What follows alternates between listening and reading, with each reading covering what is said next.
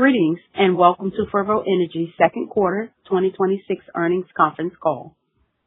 At this time, all participants are in a listen-only mode. A brief question-and-answer session will follow the prepared remarks. As a reminder, this conference is being recorded. It is now my pleasure to introduce your host, Paxton Bentzinger, Senior Director of Corporate Development and Investor Relations. Please go ahead, sir. Thank you. Good morning, everyone, and welcome to Fervo Energy's Q2 2026 earnings call. Joining us today are Tim Latimer, Co-founder and Chief Executive Officer, and David Ulrey, Chief Financial Officer. Before we begin, I'd like to remind everyone that today's discussion will contain forward-looking statements within the meaning of applicable securities laws. These statements reflect management's current expectations and assumptions and involve known and unknown risks and uncertainties that could cause actual results to differ materially. Please refer to the forward-looking statements and risk factors disclosed in today's earnings release and in our filings with the SEC. Additionally, today's discussion may include certain non-GAAP financial measures. Reconciliation tables are provided in the appendix of the earnings release as applicable. Now over to Tim to kick things off. Thanks, Paxton, and hello to everyone listening in. When we last spoke, I emphasized Fervo's founding conviction, which bears repeating.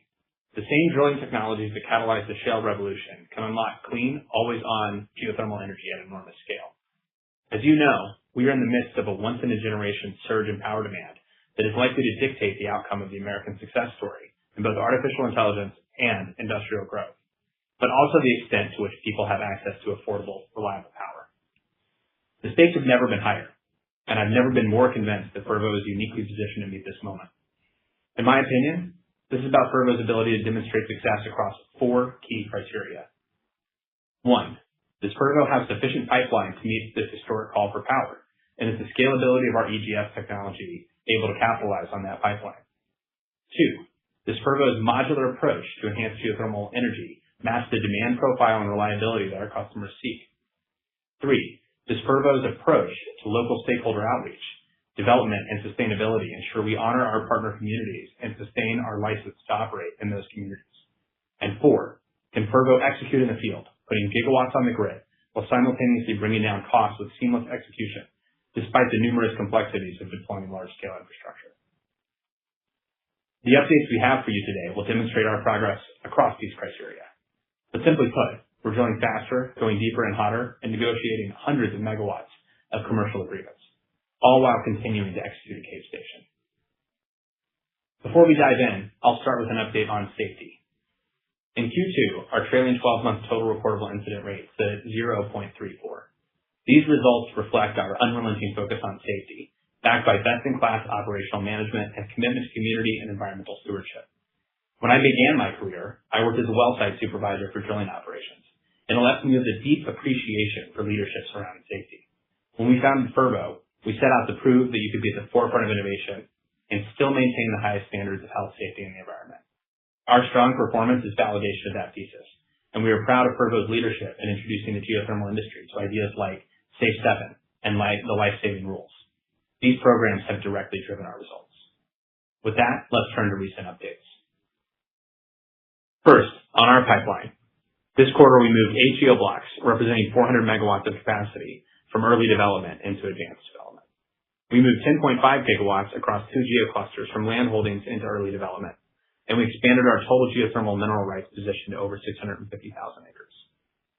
To bring these moves to life, we have 8 geoblocks where our internal teams achieved the key commercial, resource characterization, permitting, and deliverability milestones required to move from early development to advanced development. More specifically, for these 8 geoblocks, we have now submitted an interconnection queue application, completed geological surveys, and secured the permits required for appraisal well drilling. These geoblocks are on the development path to ready to build, and we're now working toward the definitive agreements and remaining regulatory approvals that will get them there. On the 2 geoclusters that moved from land holdings into early development, DeGolyer and McNaughton completed the heat initially in place studies confirming 10.5 gigawatts of development potential, which was the basis for moving that capacity into early development. To give that number context, that's more than double the current 4-gigawatt development potential at Cape Station, where we're under construction on 500 megawatts. It also supports Fervo's multi-gigawatt geocluster model, unlocking economies of scale that reduce costs and de-risk future geoblocks. Looking ahead, we've laid out intentional appraisal plans across our geocluster portfolio, beginning in Q4, aimed at sharpening our characterization of the resource and accelerating the pipeline as it advances through development. Before I go further, it's worth discussing the scale of power demand we're seeing across the market today. The U.S. grid is facing a level of load growth we haven't seen in decades, driven by the build-out of AI and data center infrastructure, the reshoring of domestic manufacturing, and broader economy-wide electrification. This spike presents a generational opportunity for clean, firm power development. And while there have been some questions about the robustness of power demand coming from AI and other industrial users on the grid, Fervo's 24/7 carbon-free energy continues to be highly sought after by all categories of buyers.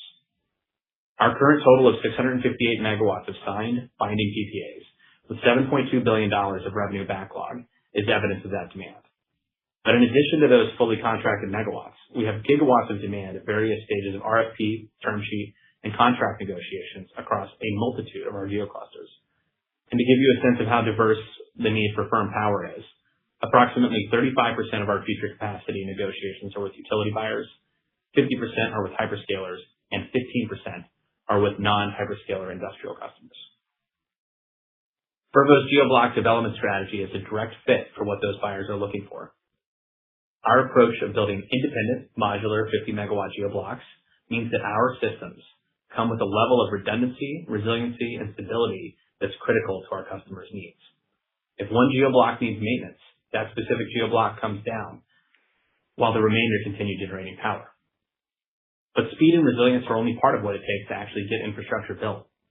Our power developments are also clean, bringing with them a level of environmental stewardship, power density, and responsible land use that is difficult to replicate with any other form of power generation. This is critically important to Fervo, and it's central to who we are. Fervo builds things that last, which is why Fervo is a founding signatory of the Geothermal Sustainable Development Pact, a 100% voluntary pledge coordinated with key NGOs such as Sierra Club and the Northwest Energy Coalition to achieve the highest standards of responsible development across 6 pillars: community engagement, workforce development, land use, water conservation and well integrity, induced seismicity, and emissions. We will not develop in any other way. The high standards included in the Geothermal Sustainable Development Pact are Fervo's base standard. In water-constrained areas, Fervo will only develop using air-cooled condensers, meaning that we will never expose our power plants to evaporative losses that cause strain on local water supplies. We will always monitor, evaluate, and respond to seismic activity around our sites. And more importantly, we will work closely with our regulators and the local communities to provide transparent data, analysis, and education around the key risks of our developments. Moreover, Fervo will only work with customers and partners who are also willing to hold themselves to a similar high standard of responsible development. And as we move co-located and behind-the-meter geoblocks through our development pipeline, we are especially selective in vetting and choosing these partners. On this point, lately, there's been pushback across the data center development ecosystem from local communities that are justifiably concerned with the impact these data centers may have on their communities, if not developed responsibly. At Fervo, we see this as an opportunity to exemplify for others how we believe infrastructure assets should be developed, which is responsibly, transparently, and in close coordination with a host of local and regional stakeholders. This model of development is not new to Fervo. If you have been to the Cape Station site, you have felt our passion for the community and our desire to be their long-term partners, collaborators, and advocates for their causes. What has changed is the extent to which this approach makes Fervo unique relative to other developers developing similar infrastructure assets, as increasingly, we believe our style of prudent development will be fundamental to reliably building geothermal energy at scale. Next, I'd like to spend a few minutes on behind-the-meter development more broadly, because we believe this is becoming a critically important element of bridging between the transmission grid we have in place today and the immediate call for power to support data center build-out across the United States. Speed to power, the ability to bring capacity online without waiting on lengthy grid interconnection queues, is becoming one of the most important factors our customers weigh when choosing a power partner, especially as hyperscale data centers and large industrial loads look to come online faster than the traditional grid can respond. Fervo's geoblock and geocluster approach bridges the gap between generating power today and connecting to the grid in the future, giving us and our customers optionality as grid timelines evolve. The same modularity that gives our systems embedded reliability and redundancy lets us cite an initial phase of power development behind the meter, then scale capacity seamlessly to meet our partners' medium and long-term growth.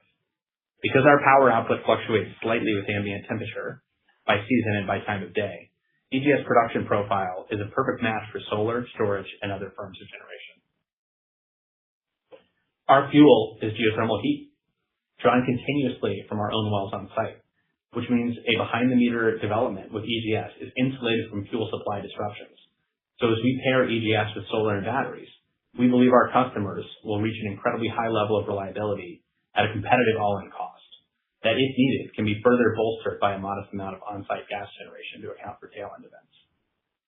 Fervo's EGS power provides the right modularity, reliability, and output for behind-the-meter development, and our customers are quickly realizing the same. Despite behind-the-meter being important to go-forward business, 100% of Fervo's geoclusters are constructed with a long-term plan of grid interconnection. We continue to submit interconnection queue positions and execute interconnection agreements.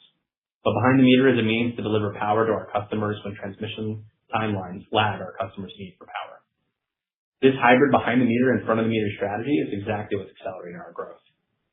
As has been our approach, we will only disclose PPAs once they're signed and binding, and we won't get ahead of that process. What I can say is that our behind the meter pipeline has real momentum, and we're optimistic that we'll have an announcement before year end. Of course, execution is what makes any of this possible. So let's turn to updates at Cape Station. As a reminder, we're currently building 500 megawatts at the Cape GeoCluster, which at last studied measured over 4 gigawatts of total resource potential. Our first installation, Cape Phase 1, is approximately 100 megawatts, made up of 3 33-megawatt geoblocks, and is fully contracted under 2 PPAs.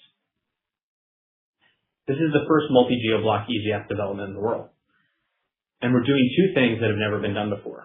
First, we're drilling horizontal wells and leveraging multi-stage hydraulic fracturing. Fervo was the first to take this approach in geothermal history at our Project Red pilot, and now we're the first to do this at large-scale development. Second, we're using in-house engineers alongside trusted industry partners for equipment design and construction. And as a demonstration of the efficacy of this approach, in less than 2 years, we have gone from a patch of dirt to a fully constructed power unit that is just around the corner from utility scale generation today. This is the speed to power our customers are looking for. Right now, at Cape Phase 1, the team remains focused on execution, prioritizing late-stage commissioning and the ramp to full production, targeting first power from GeoBlock 1 in Q4 2026, and then adding power from GeoBlocks 2 and 3 by early 2027. We have achieved the key milestone of mechanical completion on GeoBlocks 1 and 2 and expect to achieve mechanical completion on GeoBlock 3 over the next several months, in line with our construction timeline. For GeoBlock 1, commissioning is progressing in stages to allow for robust data collection, safety management, and incremental learning.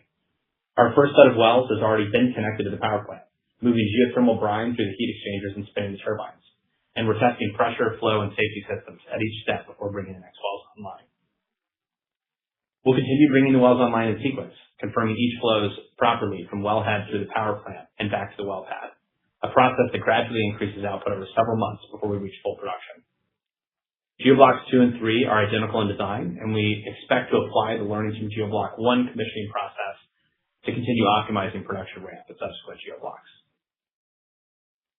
Our second phase of development at Cape Station comprises 8 50-megawatt geoblocks, our standard design going forward, with startup planned for 2028. In keeping with our standardized manufacturing model, Phase 2 builds on learnings from Phase 1 to optimize subsurface performance. Phase 1 relied on our Fervo 2.0 well design, with 5,000-foot laterals and 7-inch diameter casing at roughly 400 degrees Fahrenheit. Phase 2, by contrast, leverages our 3.0 well design, with 7,500-foot laterals, larger 8 5/8-inch casing, and an average temperature of 430 degrees Fahrenheit. Last month, we announced results from our Sawtooth 7 well, our 9th Fervo 3.0 well. This is our most complex well design to date, reaching a measured depth of nearly 19,500 feet at 460 degrees Fahrenheit. Despite the added complexity and the added drilling depth, spud to total depth took only 21 days, a new company record for drilling pace, and a similar spud to total depth time as our shorter, shallower Cape 1 wells. We expect these design and reservoir temperature changes, coupled with our ability to drill more quickly, to significantly increase power output per well at a lower cost per kilowatt. As a simple example, an increase from 400 to the 430-degree Fahrenheit target temperature of Cape Phase 2 increases power output by approximately 27% for the same amount of steel in the power generation system and the same flow for the wells. In practice, that means we expect to generate 27% more power at Cape 2 than Cape 1 for roughly the same surface capex. We expect to continue reaching increasingly hotter geology at Cape, as evidenced by the Sawtooth 7 well reaching 460 degrees Fahrenheit, despite the Cape 2 design point being only 430 degrees Fahrenheit. This makes us confident in our ability both to bring down costs and realize a durable production profile. Said differently, based on our performance improvement thus far, we continue to believe the learnings and innovations we've implemented in Cape Phase 2 have us positioned to hit an all-in cost of $5,500 per kilowatt, with our long-term target of $3,000 per kilowatt still firmly in view. Lastly, on the topic of progress at Cape Station, we're proud to announce that we recently expanded our rig fleet, adding a third Helmer Campaign rig at Cape Station, on time with our broader Cape Phase 2 development timeline. With this, we are increasing the number of megawatts Fervo can drill per year. As an illustrative example, if at steady state each of our 3 rigs drills an average of 1.5 wells per month, our 3 rigs combined could drill approximately 54 wells per year. If each production well generates approximately 15 megawatts of power, and if our ratio of injection and production well remains the same, then our 3 rigs can drill over 400 megawatts of capacity per year. Before I hand the call over to David, I want to spend a few minutes on our technology, and specifically how rapid improvements in drilling performance provide fundamental de-risking to our projects. From the very beginning, our approach at Fervo has been to learn by doing. Project Red, our first pilot, wasn't designed to be the final version of our technology. It was a minimum viable product, built to prove out the core elements of our design as quickly and cheaply as possible, that we could drill horizontal wells in geothermal rock, create fractures in the reservoir, connect offset wells through those fractures, and flow commercially relevant rates of geothermal brine through the system reliably over time. It succeeded on every one of those fronts. Since then, we've iterated fast. As I just walked through, each generation of our well design, from Fervo 1.0 or Project Red to the Fervo 2.0 and 3.0 designs we're now drilling at Cape Station, has gone longer, hotter, and deeper than the last, and delivered a meaningful step up in performance. Our published flow test data showed Fervo 2.0 wells at Cape Phase 1 deliver a 3 times increase in power output relative to the original Project Red wells. The Sawtooth 7 results I just walked you through are a good example of just how much that improvement continues to compound. Compare that pace and performance to our very first well at Project Red, which took us over 70 days to drill, roughly 11,000 feet at 350 degrees. In the span of about 3 years, we've cut drilling time dramatically while substantially increasing performance per well. Sometimes we get the question of how we have so much confidence in the long-term thermal performance of our system. And the answer is that we have proven over several years in dozens of wells that Fervo is a company that embodies continuous improvement, mitigating future uncertainty while delivering dramatically better, cheaper operational performance. Longer laterals and better field designs mean more stimulated reservoir volume per well, which means more thermal resource in place and a more gradual decline profile. And each time we access hotter rock, each unit of flow from those wells carries a step change more energy than any well drilled before it. Every new generation of well we drill benefits from the cumulative learnings that led us to this point. To be clear, the production temperatures of our wells will decline. That's simply how the physics works. But the relevant question is whether we can learn enough to mitigate the impacts to our projects by drilling makeup wells in the future that benefit from the cumulative learnings we've gained, making those makeup wells bigger, hotter, cheaper, and far more productive than those we drill today. This is how we and every other resource-based business manage decline. And the data already shows that the wells we'll drill in the future are likely to be far more productive than the wells we're drilling today. This approach is what ultimately unlocks our biggest long-term goal, making geothermal the cheapest, most reliable power source anywhere on the planet. We've already generated the largest body of hard rock drilling data and analysis in the world, and we continue to add to it every single day. We're proud of the pace of that progress, and we look forward to sharing more of it with you in the quarters ahead. Lastly, given the pace of progress we've just walked through, it's worth addressing where Fervo sits relative to the broader landscape.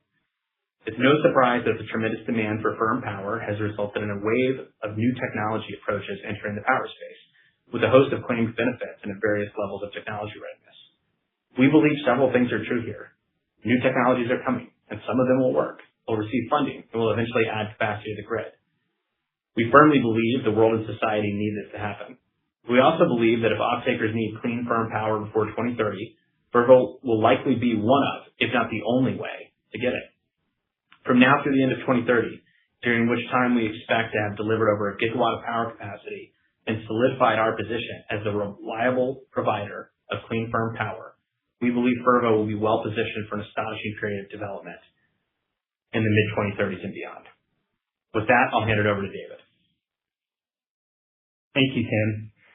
I will kick off my remarks with a quick review of our financial highlights from the second quarter of 2026 before discussing our commercial and financing activities and then turning to our pipeline. For the second quarter of 2026, we reported an operating loss of $28.7 million, driven primarily by G&A expenses of $27.4 million and operating lease expenses of $1.5 million. Net loss for the quarter was $55.9 million.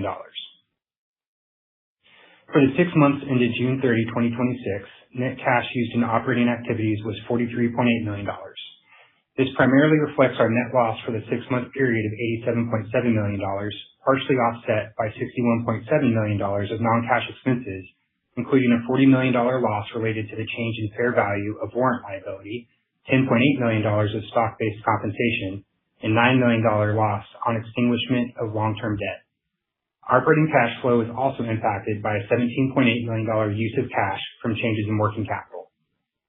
Capital expenditures in Q2 2026 were $226.5 million compared to $108 million for the same period in 2025. This reflects the intensive construction activity at Cape Station, along with increased drilling and procurement for our next wave of GeoBlock deployment in 2028. To that end, we expect capital expenditures to total approximately $850 to $900 million in the second half of 2026, in line with previously disclosed expectations. Cash and cash equivalents as of June 30th, 2026 were $2.1 billion, and current and long-term debt stood at $228.4 million. As a reminder, we completed our NASDAQ listing in mid-May, raising approximately $2.04 billion in net proceeds, significantly more capital than we had originally planned. That raise has meaningfully strengthened our balance sheet, and we're deliberately putting it to work across 3 focus areas. First, additional capital toward commercial opportunities through 2030, for which we focus on ensuring access to long-lead equipment and addressing other potential development constraints. Second, high return R&D that could accelerate our path to our $3,000 per kilowatt CapEx target and optimize our near-term asset performance.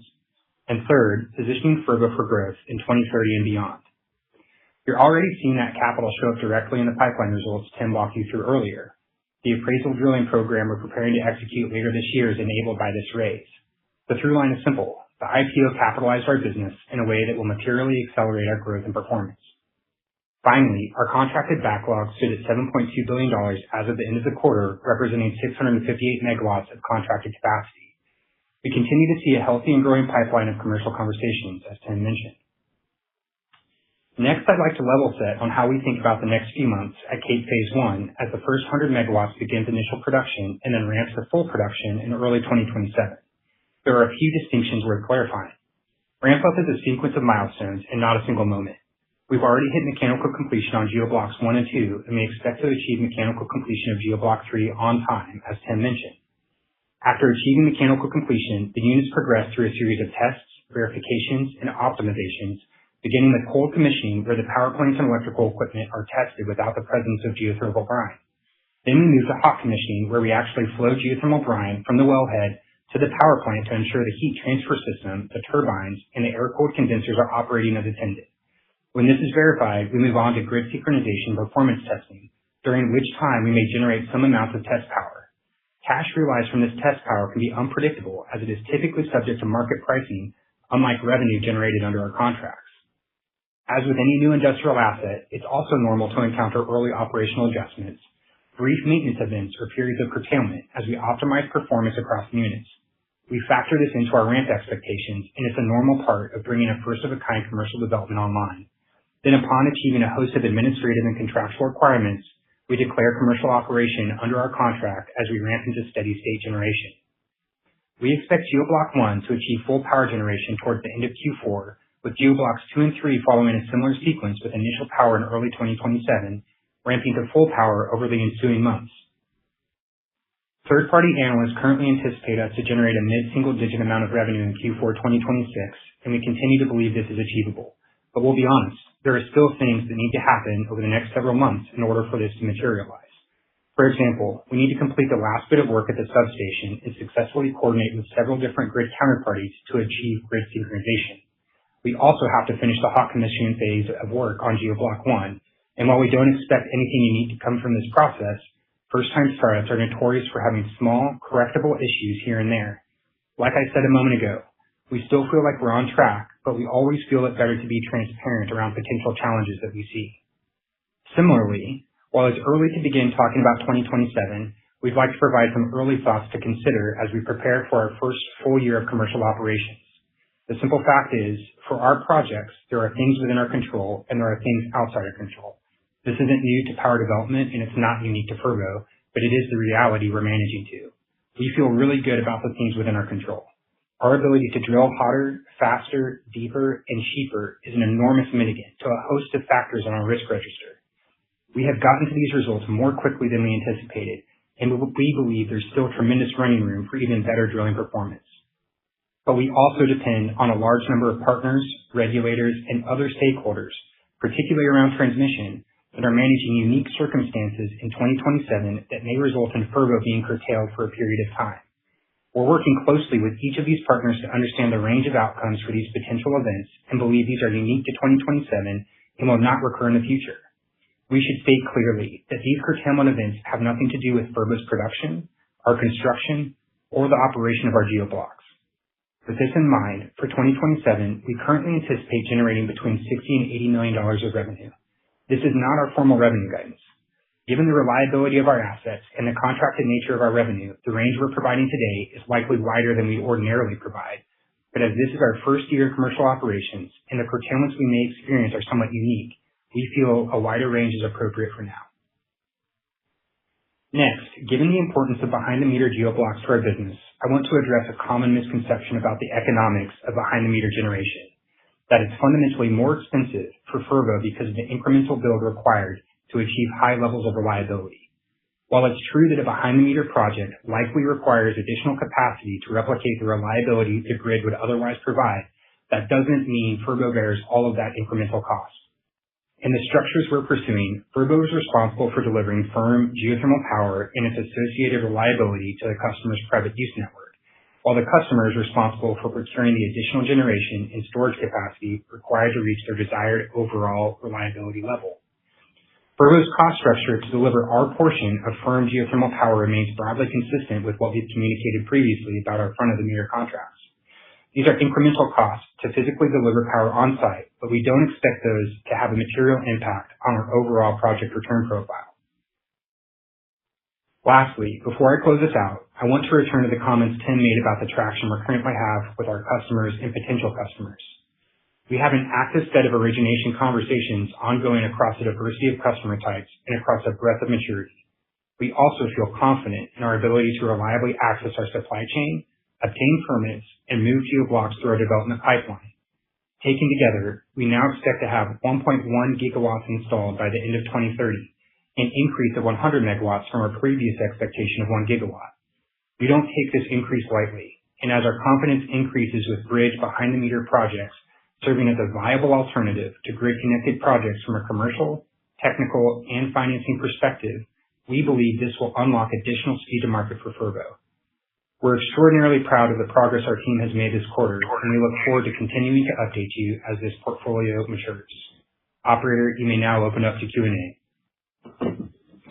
Thank you. Ladies and gentlemen, to ask the question, please press star 11 on your telephone, then wait for your name to be announced. To withdraw your question, please press star 11 again. Please stand by while we compile the Q&A roster. Our first question comes from the line of David Anderson with Barclays. Your line is open. Hi, good morning, Tim. So your land portfolio has now increased to 650,000 acres, and you talked about de-risking another 10.5 gigawatts into early development on top of 400 megawatts into advanced development. Has your longer-term development plan changed at all? Have any projects moved up on your timeline? And if you could also expand a bit further on the appraisal drilling program starting later this year, what's sort of the target here? What are you trying to cover? Just some more details on that. Thank you. Yeah, it's a great question. And I'd say, within each of those buckets, it's a constantly sort of a growth optimization. Where are we seeing the biggest demand for customers? It's reflected in higher pricing. Where are we seeing permit regimes that are allowing us to move forward in the project development? Where are we seeing opportunities for interconnection queue timelines that are expedient, or opportunities for behind the meter that can get around the interconnection queue timeline? So, within each of those buckets, there's constantly sort of a reshuffling of those projects, but everything is sort of in line with our expectations in terms of timeline of growth. I think what you're seeing here in terms of our increase in acreage, our movement of projects through the pipeline, as David mentioned in his remarks, are things that are actually unlocked by the incremental extra capital we were able to secure in the IPO process, which, as David mentioned, was above our original expectations. And so I think we're excited about this. If you would have asked us a year ago where we would be, the maturity of this pipeline is further along than we would anticipate, because the IPO proceeds enabled us to spend the time and the money on things like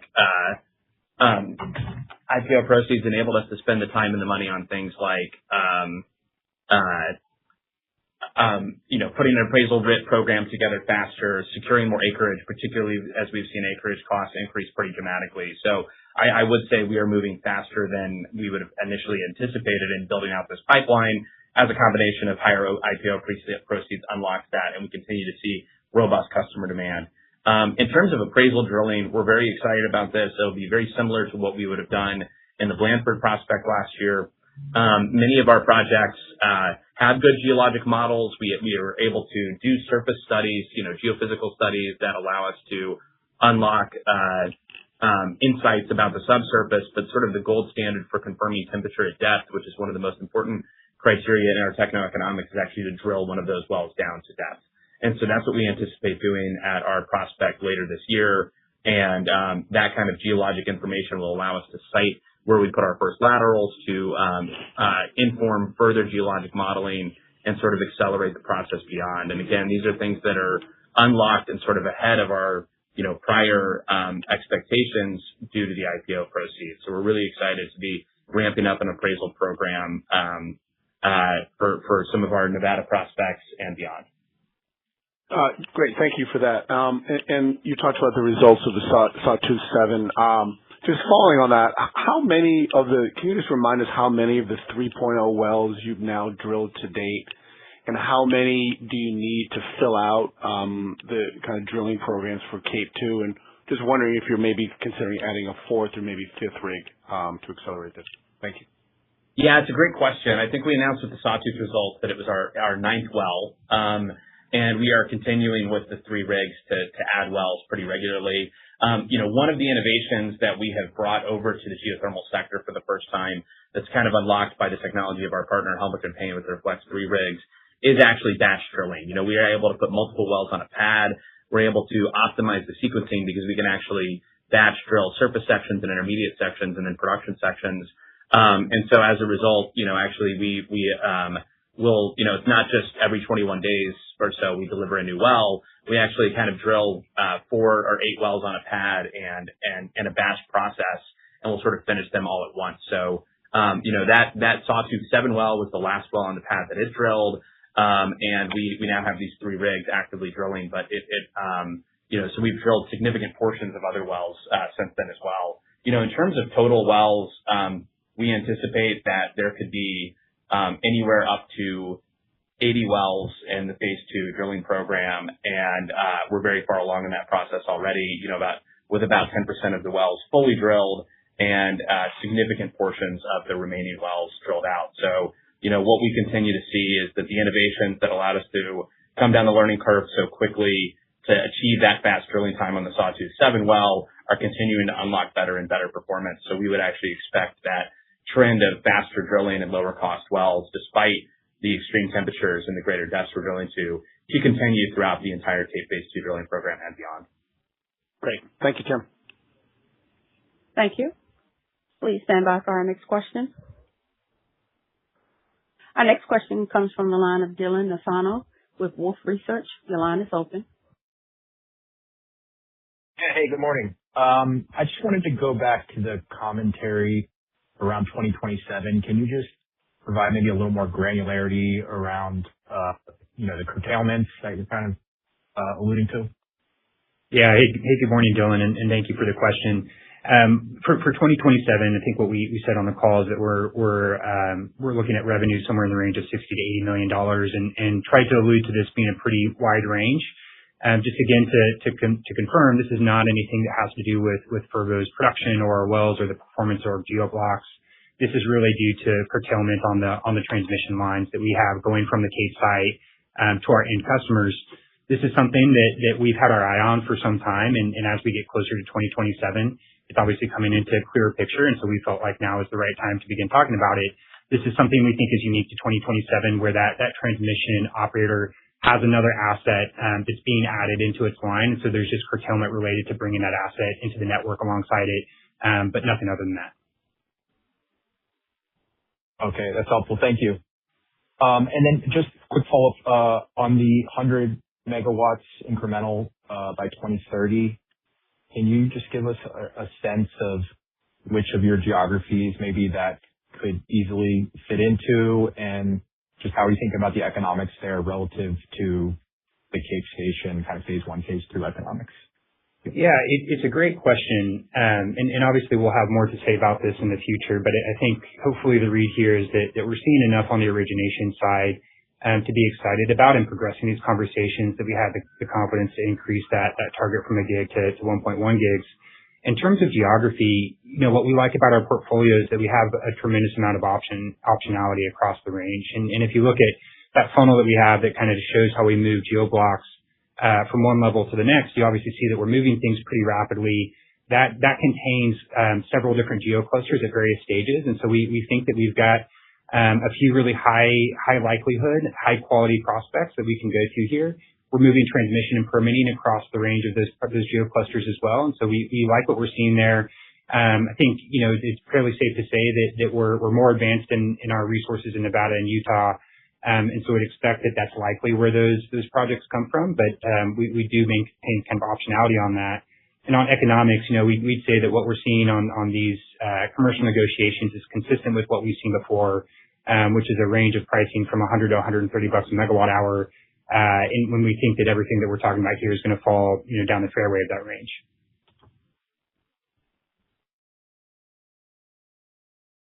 Thank you. Please stand by for our next question. Our next question comes from the line of Chris DeGiornos with RBC Capital Markets. Your line is open. Yeah, good morning, and thanks for taking the question.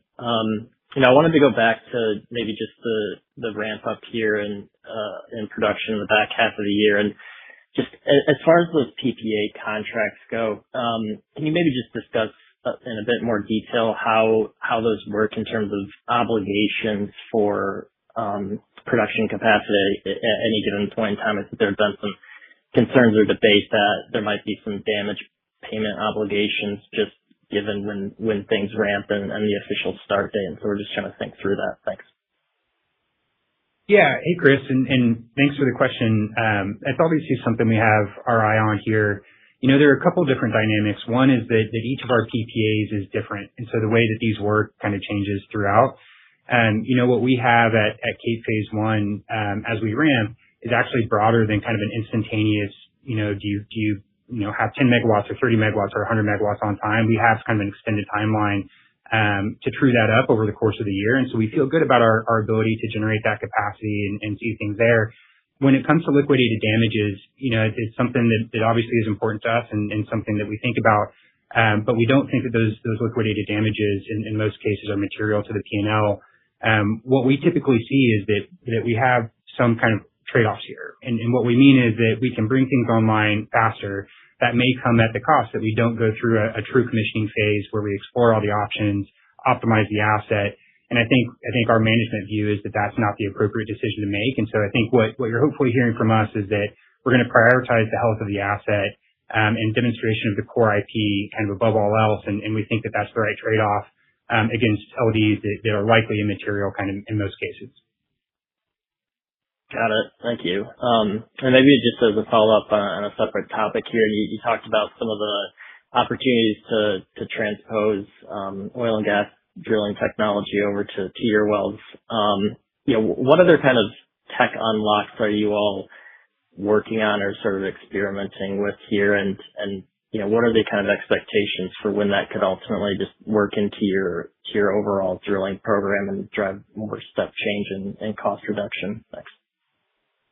Yeah, it's a great question. And, we've had several sort of significant wins in terms of upgrading oil and gas technology to deal with our more challenging geologies that are both, there's several factors we have to consider here. Our diameter of our wells are larger than the typical unconventional onshore oil and gas wells. So that's one difference from the oil and gas world. Our temperatures are higher temperature than oil and gas wells. And then, obviously drilling through granite with the material properties of granite, it's much harder rock to drill through than shale. So a lot of this is upgrading the right materials, and especially as we push to greater depth. So, some things, for example, that we've implemented recently that have yielded good results, just to give one example on the completion side, is recognition that doing the deeper phase 2 wells would if we wanted to pump with the efficiency that we wanted to, would require higher pressures. So we've, for example, gone out and sourced sort of unique equipment to deal with the temperatures, casing diameters, and pressures that we see in our operations that have actually led to an increase in stage success rate. To just give you one example of technologies that we're adapting over is the ability to do well stimulation at higher pressures. So there's continues to be significant examples there. Another technology that we've trialed out multiple times over the last couple of quarters that we're growing increasingly confident in is going to a rotary steerable system for drilling some of these deeper and more challenging wells, which is an advanced technology that allows you to maintain your drilling program in the rotating phase where you can drill faster while still achieving the directional trajectory of our systems. And, there were some growing pains adapting that technology to geothermal due to the temperatures and properties of the granite. But working across our partners, we think we've kind of honed to that end. And that's just one of those examples that as that goes from trial to a more routine part of our drilling program, which is sort of the phase we're in right now with that particular technology, it will continue to yield significant improved drilling results. And there's just a long list of these kinds of innovations that we're working on right now.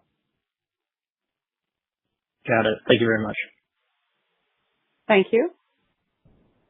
Our next question comes from the line of Ben Kallo with Baird. Your line is open. Hey, good morning, guys. Maybe taking a step back, just I know it was less than 2 months ago when you talked about the higher capital raise opening more opportunities, and then you increased the 2030 targets. You have a new rig out there, and you have a new drilling program. Should we think of that as what that allows you to do capital, or are there additional things that we should wait and see for? Then I have a follow-up. Hey, Ben, great question. I'd say that this is definitely part of it, and I might separate them a little bit. The third rig that we added out at Cape is part of the normal course of development for the Cape Phase 2 project. And so that one we kind of had planned, and so maybe wouldn't put that in the bucket of kind of directly tied to incremental capex, incremental cash. On the opposite side of that, though, the incremental 100 megawatts, we would say, and is directly tied to that, as well as the appraisal drilling program that we're getting ready to embark on. When we think about what it takes to add additional megawatts before the end of 2030, appraisal is definitely part of that. That's what allows us to go into definition and start contracting those geoclusters more specifically. Additional kind of work streams that we'll have in the mix there are permitting, interconnection queues, really de-risking the development and deliverability of those megawatts. And then on the other side, it comes down to long lead equipment. And, our supply chain is really robust, both from an oilfield service and equipment perspective, but also the organic Rankine cycle turbines that we utilize. But the electrical side of things is kind of no secret in the market, is a little bit more stressed. And so that's where we're using some of this incremental capital to make sure that we have that equipment on time for when we need it. In terms of additional things to come, Tim's talked about some of our opportunity register that we have on the subsurface development side. And I'd expect that we're identifying some really interesting ways to deploy, modest amounts of capital to de-risk both our current projects, but also our future pipeline. Okay, great. Just going to behind the meter, could you talk to us, kind of the mechanics? And you mentioned that, there was, a discussion about higher costs. So, how would we expect a data center development to, the timeline to occur with your timeline of build out? So would a data center start construction or before you're completed with the power plant or after? And then would you provide the auxiliary equipment needed or even additional generation or stationary storage as part of that deal? Just maybe describe a little bit more how we should expect that to evolve. Yeah, these are great questions, and some of the things that we've had to wrestle through because behind the meter is always something we say it's a simple idea to throw around. It's very challenging to implement in practice, and these are all the thorny details that you actually have to work through with your partners as you get this to be done. I think one of the things we're excited about is we've really shortened our construction timelines significantly, and especially relative to other technologies. Our ability to go from spud to sales in terms of producing electricity on the first couple of geoblocks in a prospect has gotten to be relatively quick. And so as a result of that, we do expect there to be kind of concurrent development of our projects with the data center projects as well. We don't think they're generally going to wait until after our projects are online to do this, particularly in any sort of behind the meter or islanded mode. And so we do expect that construction to be done concurrently. And this is where actually I think the geoblocks are a really great asset in terms of making this happen, because what we're trying to do with our customers is align the growth of our prospects where maybe that's bringing on 4 geoblocks initially and then adding 4 more 6 months later and 4 more 6 months after that, just as an illustrative example about how that might work. Well, that means we can phase our capital deployment and growth alongside our partners' capital deployment and growth, and they can build out, and sort of size their powered shells to be commensurate with bringing up these assets online. And I think when we work with our partners, they recognize that we have a fairly unique asset, the ability to build power plants that have no fuel supply risk, that produce 24/7 carbon-free energy at assets that can get to a gigawatt scale across many locations in the West. It's something that they find very attractive and very unique. And so a lot of them are looking to scale over multiple years to turn these into sort of marquee assets within their portfolios as well, just because that's not a mix of attributes you can find really anywhere else.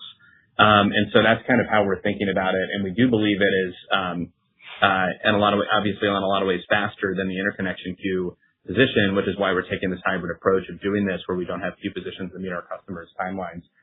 In terms of our model and higher costs, there are things, whether it's the resilience or redundancy of electrical infrastructure or different items to ensure that you have the right power quality, that we would not be spending capital on if it was a grid-connected project. As we mentioned in our illustrative slide too, we also see benefit as to our customers of hybrid approaches of pairing our assets with things like solar and storage to kind of meet their objectives in terms of the high reliability needs. And so we're working with partners on that. When we think about this tactically, Fervo has always been a company with a pretty maniacal focus. What we believe is the one thing that we do best in the world that no one else can replicate is the rapid development of enhanced geothermal systems assets. Meanwhile, we think there's many credible players that can deal with the electrical system design, the solar development, and these other attributes that are not as unique to Fervo.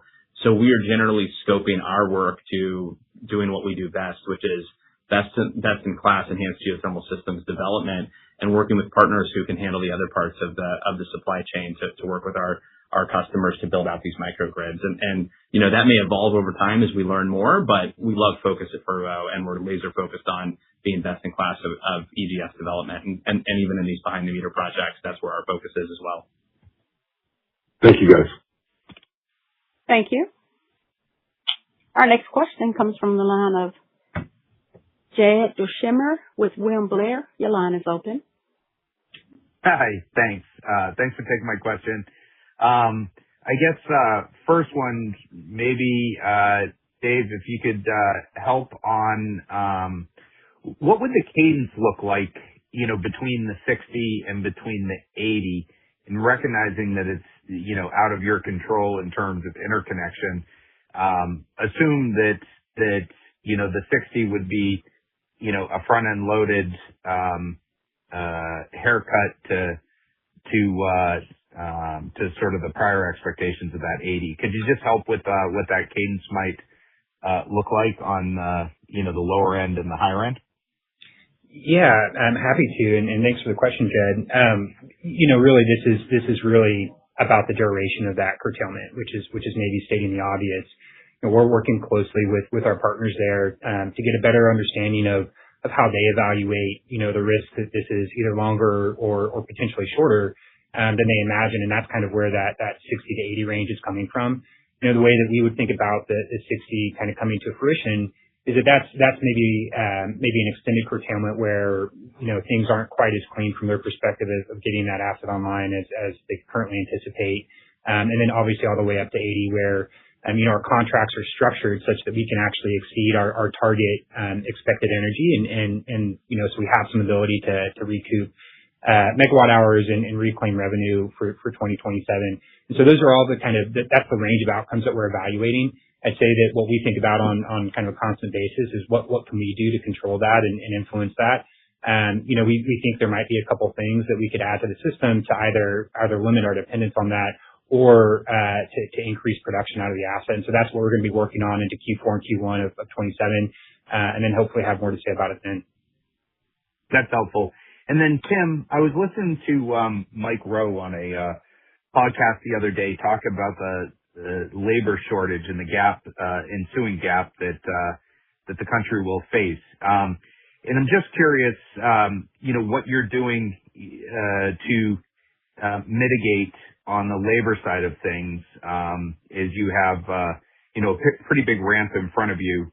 How are you trying to get ahead of this issue and address that? And whether or not that would be where you rank that from a variable perspective of, having an inflationary impact on the business. Yeah, it's a great question and something we think about a lot. It's probably good to sort of bifurcate that we do have two parts of our business that actually draw from relatively distinct labor pools, and that's the drilling side of the business and the power plant construction side of the business. So our approaches here are a little bit different. On the drilling side of the business, this is where we're blessed to be adjacent to an industry that has probably one of the most robust domestic supply chains and labor pools ever created. I talk about this a lot given my background in drilling and oil and gas is, as we see increasing global competition, and industrialization in China and other markets, one of the few things that you can very definitively say that the United States has the strongest labor pool in the world on and the strongest supply chain and equipment supply chain is drilling services. And we were just out on site last week with a bunch of folks, and it is incredible whenever you go to a drilling site or a completion site, the fact that the people doing that on-site supervision are people with decades of experience, and there's such a deep pool of really skilled labor there that is really exciting for us. So we don't really foresee labor challenges on the drilling side of the business at all, just because that is such a deep pool and has proven to be so robust. And as you know, the rig count today is a fraction of what it was 10 or 15 years ago. And so as a result, there's a lot of skilled folks that can do that work. Where we see a little bit more pressure is on the power plant construction side. And that's because often the skilled workers we're looking for are folks that are also in demand from other power generation assets, other data center build outs. And that's where we see more stretch. But I think we have a program there where we're really excited with particularly our strategy of building deep relationships with local and regional suppliers, has served us really well. We've disclosed in the past and talked about our partnership with, Industrial Builders, who's the primary construction contractor for Cape Phase 1 with deep experience in geothermal. We have a fantastic kind of multi-year relationship with them, and they're based in Idaho, very in close proximity to much of our project sites. So we find building these long-term deep relationships with really the right construction firms is a huge mitigant to this pressure.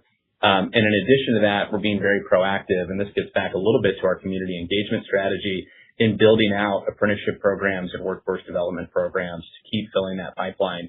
We've done a significant amount of local hiring in the Southwest Utah area, and that's from everything from operators to, really leveraging the partnership we now have with SUU, Southern Utah University, as part of a geothermal apprenticeship program that's become a hiring pool for us as well. And so, this goes back years ago when we established that program. So even before I think people were starting to talk about, labor shortages or competition over labor with these construction booms, we were already proactively sort of training the workforce of tomorrow on the power plant construction side. And we're very confident that our strategy of working with local and regional construction partners that see huge benefit and Fervo's multi-year investments in their communities, as well as our work on apprenticeship and other training sources with educational institutions is gonna put us in a really good position to succeed in a competitive labor market. And I think this is something that we spend a lot of time thinking about, but I think Fervo has a really fantastic strategy going forward for both the drilling side of the business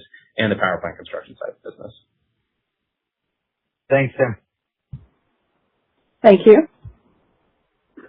Our next question comes from the line of Suanna Okerlund with Bernstein SG. Your line is open. Thank you. Hey, team. Thank you for taking my question. If I can go to behind the meter for just one more minute and follow up on that. Your slide 5, I think I totally appreciate the fact that you guys will only announce when you have something concrete. I love that. The one that you're working on right now, which you said on the call that you could potentially have some update before the end of the year, is that behind the meter or front of the meter, or did you provide any color on that? And then I have a follow-up on slide 5. Yeah, I think that we have, given the level of customer demand, we have a pretty significant amount of conversations in advanced negotiation that both encompass front of the meter and behind the meter. And it's also sort of depending on the unique situation of each asset. There's also hybrid approaches where there may be a portion of projects that are front of the meter and behind the meter as well. And so I would say that, going forward, we will have PPA announcements that encompass kind of both those contract structures, and it's a continuum where we'll have some in between. So I'm not sure if that's a satisfactory answer to your question, but given how far along we are in advanced negotiation with multiple parties, it's kind of a blend of everything. Okay, that's great. Thanks. And just one more follow-up. On slide 5, this is your current view of like the 50% data center hyperscalers, 15% large C&I, et cetera, right? So do you have an internal view that you're working with in terms of like how big the behind the meter can be? And is that changing over time? Is that 50% essentially just addressing a constrained grid right now? Any color on what you're expecting that to be over the next few years? Yeah, I think it's a good question, Sunaina. And I think what we see is a couple of different things here. One, that the 50% or so that we're working with in terms of hyperscalers, I think what we're hoping to show here is that yes, like the AI hyperscaler wave is enormous, and it's a huge catalyst to our business and something that we see very acutely right now. But that doesn't mean that other sources or other users of power are not also needing firm power that we provide. And so across industrial and other non-data center industrial users, we have just a good blend in our origination mix right now. On behind the meter specifically, I think we see it as a really big opportunity. And there had been questions, over the last kind of 12 months or so about how people would actually contract for behind the meter in a way that was going to be financeable. And I think we have seen the market start to announce several of these types of agreements that really demonstrate that, yes, behind the meter can be done, both from a technical and a contractual standpoint, but also from a financial and debt perspective, which is just important to getting this built. So I think what we see is an enormous opportunity there, but that doesn't kind of undermine the value that the grid provides. And I'd say that we are huge fans of the grid and think that our customers are as well. And so where there are opportunities to leverage the grid, just like Tim talked about, we will do that, and we will do both. But behind the meter is increasingly a really effective bridge between customers that candidly need power now faster than the grid can move to meet them in the future, when we would prefer, and I think they would prefer, that those assets are on the grid. Excellent. Thanks, David. Thank you. Ladies and gentlemen, due to the interest of time, our final question will come from the line of Derek Podhaizer with Piper Sandler. Your line is open. Hey, guys. Thanks for squeezing me in here. I guess maybe, look, I mean, clearly a number of questions and kind of noise coming out there in the marketplace around maybe the technical aspects of EGS development, including well production results, water loss or usage, seismicity. And Tim, you talked a little bit about this in your opening comments, so maybe help educate the public and the investor base around those technical aspects of EGS and even point to securing that $421 million of non-recourse project debt financing for CP1 and the amount of due diligence gone into that. I think that just would be helpful for everyone to hear from you as far as helping to dismiss and assuage some of those concerns that are out there. Yeah, I appreciate the opportunity, Derek, and it's a great point. I think folks often miss that, we closed earlier this year that $421 million debt package as non-recourse project finance debt, which is sort of a milestone for enhanced geothermal systems. And I think that it has been interesting for us to watch, I don't know, the keyboard warriors or other folks try to opine about different technology results when oftentimes they're not subject matter experts in geothermal, nor do they have access to the data that, the independent engineers and the underwriters of a process like that had access to. And so, I think when we looked at this, it's something we're quite proud of. First of a kind project finance is sort of like the holy grail of scaling new hardware technologies. And we crossed that finish line because of the robustness of this. And the feedback we got from our banking syndicate is, in terms of diligence questions fielded and scrutiny on the project, is it was unlike anything that they'd ever seen before, just because, the complications of geothermal and new technology meant that there was an enormous amount of scrutiny on it. So, this project underwent a significant amount of review from a deep bench of qualified independent engineers and underwriters that evaluate everything from scenarios on water loss to scenarios on thermal decline. And I think the results speak for themselves, that the folks with access to the data, with access to the field results, and with the right subject matter expertise to look at this, see the technology maturity and understand the things that we've talked about at length, like that thermal decline is not some binary output. I mean, that's oftentimes how we see the conversation framed, is that it's either a yes or a no, but in fact, it's something that I stated in my opening remarks. Thermal decline is something that happens because physics works, like you're extracting heat, and as a result, you expect that reservoir to cool off over time.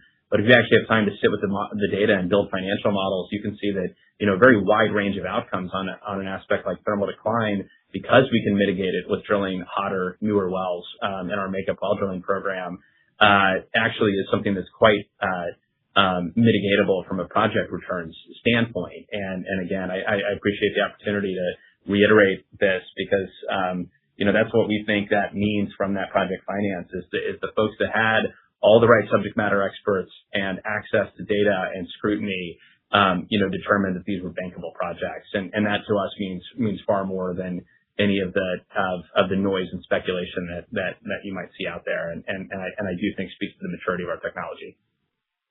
Great. No, I think that's very helpful. I guess my follow-up, David, this might be for you, but just continuing on that thermal decline and the makeup well conversation, I guess help us understand from like an NPV per well perspective and the makeup wells leveraging the existing surface facilities that you'll already have in place. Understand there'll be hotter, higher producing wells, but also just maybe from an NPV perspective, each new well leveraging what's already existing, and help us on just kind of the overall project economics. Yeah, thanks for that question, Derek, because I do think that's the way that we think about this internally, and we would encourage others to think about it as well. What we have the benefit here of is a couple of things, and you kind of pointed to one very accurately, which is the wells that we drill in the future are going to be a step change better than the wells that we drilled prior to COD of that asset, just because we've continued learning and we've continued drilling in those specific fields. The other thing that we have the advantage of here is just time value of money. And as we drill wells in the future, because, when we think about our CapEx, the drilling and completion of wells and the associated well pad facilities is about half of our pre-COD CapEx, and the CapEx associated with the power cycle, the power gen equipment on the surface is about half. We're really talking about drilling a portion of that half that's associated with the subsurface. And we're doing that, obviously years in the future. And because of that, it does have a muted effect on the return profile of the project. And often what we see is that because we have this range of outcomes, in terms of what we're able to deliver under our PPAs, and our PPA prices are attractive, what the returns tell us is that in most scenarios, we would prefer to drill an additional well because that additional well that we're drilling is more productive than the wells that we brought on originally. And that means that we can actually deliver above kind of that expected baseline of power under our PPAs. And we see that as an attractive opportunity to deploy capital with a high return. Great. Appreciate the color, guys. I'll turn it back. Thank you. Ladies and gentlemen, this concludes today's conference call. Thank you for your participation. You may now disconnect.